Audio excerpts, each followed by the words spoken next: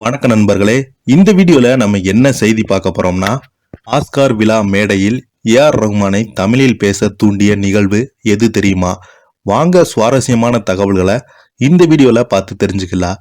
அதுக்கு முன்னாடி நம்ம சேனலை சப்ஸ்கிரைப் பண்ணாதவங்கலாம் சப்ஸ்கிரைப் பண்ணிக்கோங்க. பெல் பட்டன் சிம்பல் அமைக்கி நம்ம சேனலோட நோட்டிபிகேஷனை எனேபிள் பண்ணிக்கோங்க. நாங்க போடுற வீடியோ பார்த்தீங்கன்னா உங்களுக்கு உடனுக்குடனே வந்து சேருவா. என்னுடைய வாழ்வில் எனக்கு 2 வாய்ப்புகள் இருந்தன. ஒன்று வெறுப்பு, மற்றொன்று அன்பு.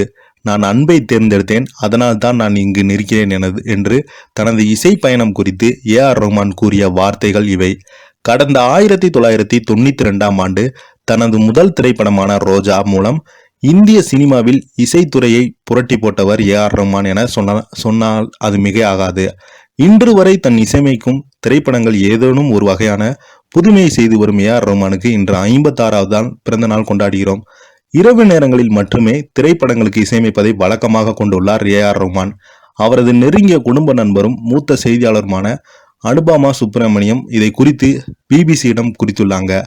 ஏஆர் ரஹ்மானினும் ஸ்டுடியோவுக்கு இரவு நேரத்தில் சென்றால் அங்கே பல பிரபலமான இயக்குநர்களும் தயாரிப்பாளர்களும் நடிகர்களும் அவருக்கு காத்திருப்பதை காணலாம். அல்லது அவர் தங்களது திரைப்பட பாடல்களையும் பின்னணி இசைக்காகவும் ரஹ்மானுடன் ஆலோசித்துக் கொண்டிருப்பாராம். நாம் கேட்டு ரசித்த பல பாடல்கள் மற்றும் ரஹ்மானுக்கு 2 ஆஸ்கார் விருதுகளையும் பெற்றுத்தந்த இஸ் நாட் அ மில்லியன் படத்திற்காக பின்னணி இசை பாடல்களும் இரவு நேரத்தில் உருவாக்கப்பட்டது.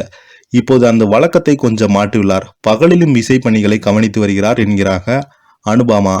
அவரை 1990களில் பேட்டி கொடுக்க சொல்லும்போது பாலிவுட்டை சேர்ந்த பலரதும் அவர் ஸ்டுடியோவில் பார்க்க முடிந்தது.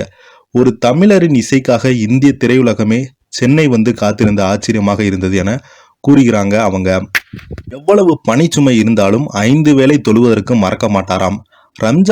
ரம்ஜான் மாதத்தின் போது 30 நோன்புகளையும் தவறாமல் கடைபிடிப்பாராம். ஒவ்வொரு நோன்பு நாளும் அன்று மாலையில் அவரது வீட்டிற்கு எதிரே உள்ள அரசு பள்ளியில் ஏழைக்கான ஜகாத் என்னும் உதவியை வழங்குவாராம். செய்திகள் சேகரிப்பதற்காக அவரை பல முறை சந்தித்துள்ளேன். ஏதாவது ஒரு கிசுகிசு கிடைக்குமா என்று ஒவ்வொரு முறையும் எதிர்பார்த்தேன். ஆனால் யாரை குறித்தும் ஒரு வார்த்தை கூட தவறாக பேசியதே கிடையாதாம். அவரை பற்றிய சர்ச்சைகளுக்கும் ஒரு சிரிப்பை மட்டுமே பதிலாக தருவாராம். ஒரு பிரபலமான நபர் ஒரு முறை அவரை கடுமையாக தாக்கி பேசியிருந்தார். அது பற்றி கேட்டபோது அதையெல்லாம் நான் கண்டுகொள்வதில்லை என சிரித்து கொண்டே சொன்னாராம். எப்படி இவரால் இவ்வளவு பாசிட்டிவான நபராக இருக்க முடிகிறது என்று ஆச்சரியப்பட்டாங்களாம். ஒருவேளை இப்படி ஒரு மிகச்சிறந்த ஆன்மீகவாதியாகவும் நல்ல மனிதராக இருப்பதான் கடவுள் அவரை இவ்வளவு உயரத்தில் இடத்தில் வைப்பது போல என்று கூறியிருக்காங்க அந்த பேட்டியாளர். கடந்த 2009ஆம் ஆண்டு நடந்த ஆஸ்கர் விருது விழாவில் மில்லியனர் படத்திற்காக சிறந்த பின்னணி இசை மற்றும் சிறந்த பாடல் ஆகிய 2 பிரிவுகளில் ஆஸ்கார் விருதினை வென்றார் ஏஆர் ரஹ்மான். இதன் மூலம் ஆஸ்கார் வென்ற முதல் தமிழர் என்கிற பெருமையும் பெற்றார்.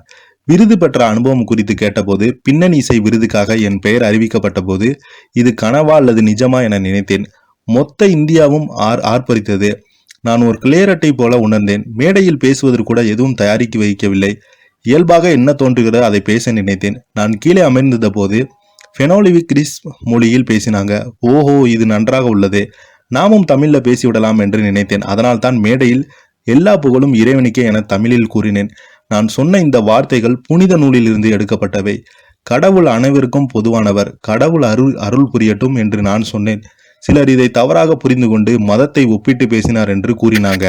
ஆஸ்கார் விருதை வென்று நான் நாடு திரும்பும் போது விமான நிலையத்தில் தனக்கு கிடைத்த சுவாரஸ்யமான அனுபவத்தை குறித்து பேசும்போது ஆஸ்கார் விருதுகளை என் கைப்பைகளில் வைத்திருந்தேன். விமான நிலையத்தில் பாதுகாவலர்கள் என் பையை பரிசோதித்த போது சுமார் 100 அதிகாரிகள் வரை திரண்டினாங்க. ஒரு அதிகாரி தனது கையில் 2 ஆஸ்கார் தூக்கி காட்டி, நான் என்ன வைத்திருக்கிறேன் பாருங்கள் என்றார். உடனே அங்கு சிரிப்பலை எழுந்தது. நான் என அவர் நினைவுக்கு வந்த அனுபவம் கூறினாங்க. தமிழ், மலையாளம் திரைப்படங்களில் குழு இசைப்பாக பணியாற்றி கொண்டிருந்த சேகர் என்பவரின் மகன்தான் ஆஸ்கார் விருதை வென்ற ஏஆர் ரஹ்மான். சிறு வயதிலே முதல் இசை கருவிகள் வாசிப்பதில் ஆர்வம் கொண்டவர் இருந்தால் அவருடைய தந்தையிடமிருந்து பல நுணுக்கங்களை கற்றுத்தந்தாராம். அம்மா, அக்கா, தங்கை என பெண்கள் குழந்தை உலகம் மூலம் ஏஆர் ரஹ்மானுடைய தன்னுடைய தந்தையின் இறப்பால் பள்ளி படிப்பை நிறுத்திவிட்டு முழு நேரமாக இசை உலகிற்கு நுழைந்தார். திலீப் குமார் என்கிற இவர் பெயர் கொண்ட இவரின் பின்னாளில் ரஹ்மானாக மாறினார். தன்னுடைய இயற்பெயரான திலீப் குமாரை வெறுத்திருக்கிறார். புதியதொரு மனிதனாக உருமாற விரும்பியுள்ளார். அதன் காரணமாகவே இஸ்லாம் மதத்தை பின்பற்ற தொடங்கினாராம். எம் எஸ் விஸ்வநாதன், இளையராஜா ஆகியோரின் இசைக்குழுவில் பணியாற்றியுள்ளார். பள்ளி கல்வியை முடிக்காதவர் தன்னுடைய இசை புலமையில் பின்னாளில் லண்டன் இசை கல்லூரியில் பெற்று இசை கற்றிருந்திருக்கிறார். விளம்பர படங்களுக்கும் டியூன் போட்டு கொண்டிருந்தார். இயக்குனர் மணிரத்னம் இயக்கிய ரோஜா படத்தின் மூலம் 1992ஆம் ஆண்டு இசையமைப்பாளராக அறிமுகமானார். முதல் படத்திலே தேசிய விருதை பெற்று தந்து அவருடைய கூடுதல் பலம் பெற்றது. ஏ.ஆர். ரஹ்மான் 1992 முதல் 2000 ஆண்டு வரை இசையமைத்த படங்கள் அனைத்துமே அவருக்கு பிலிம்பேர் விருதையும் பெற்று தந்ததும் குறிப்பிடத்தக்கது. ஆஸ்கார் விருது மட்டுமில்லாமல் கோல்டன் குளோப் டாப் விருதை வென்றிருக்கிறது. 2010ஆம் ஆண்டு ரஹ்மானுக்கு இந்திய அரசின் பத்மபூஷணன் விருதுகளும் அளிக்கப்பட்டது. ஏ.ஆர். ரஹ்மான் தமிழ் பற்றாளர் என்பது அனைவருக்கும் அறிந்தது ஒன்றுதான். ஆஸ்கார் மேடையில் எல்லாம் புகழும் இறைவனுக்கு என்று அவர் தமிழ் பேசிய காட்சி அவரது தாய்மொழி பற்று மற்றும் அதன் பெருமையை உலக அரங்கில் பதிவு செய்த மிகுதியான வரவேற்பையும் பெற்று தந்தது.